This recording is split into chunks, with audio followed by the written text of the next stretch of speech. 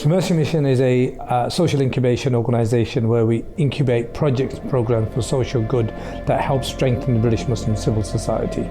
And this program is a pilot program in which that we take 8 young aspiring leaders to help give them leadership insight into helping them to become leaders for British Muslim community in all different walks of life.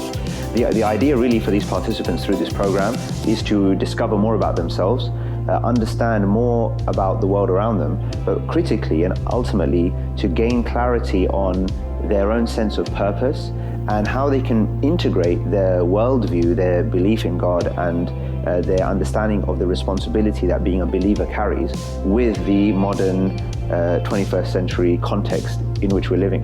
Leadership is about creating more leaders. It's not about hogging the top spot.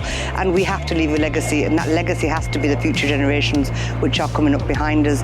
And I think, I never had that support when I was coming up, so I think it's really, really important. As they say, you've got to put many ladders behind you to make sure that we get representation that we need.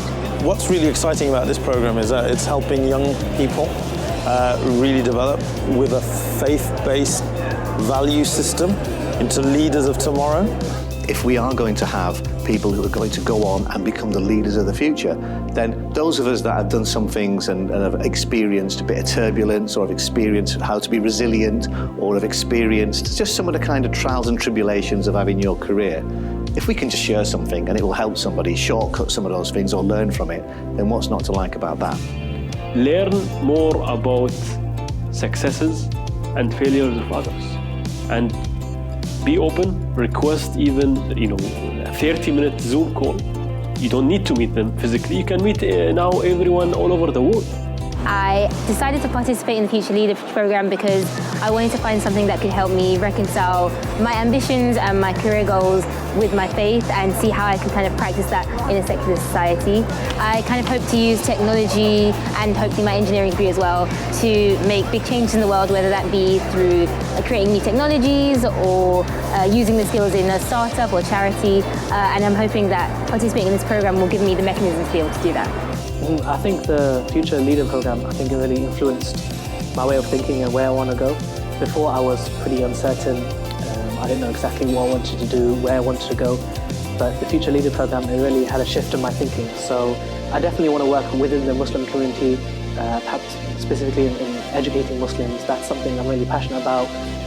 One thing that's quite interesting, all the speakers have mentioned, is that, being a good person, being honest, being integrity, all the things we would consider part of being a good leader, all Islamic. I want to do something where I can both be successful in my career but do something that's fulfilling, do something that's actually meaningful and helping the Ummah. And I think this leadership course is really helping me clarify things and see where I can be in years' time.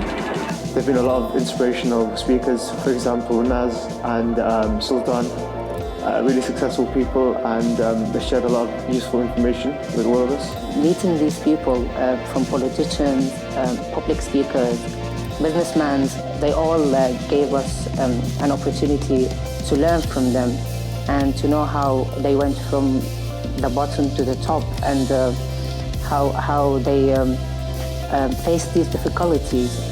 You don't find many people that are willing to give away the secrets to wealth creation, especially halal wealth creation and how to keep our faith incorporated in what we want to do. So, it was really refreshing and it was alhamdulillah, it was a great opportunity.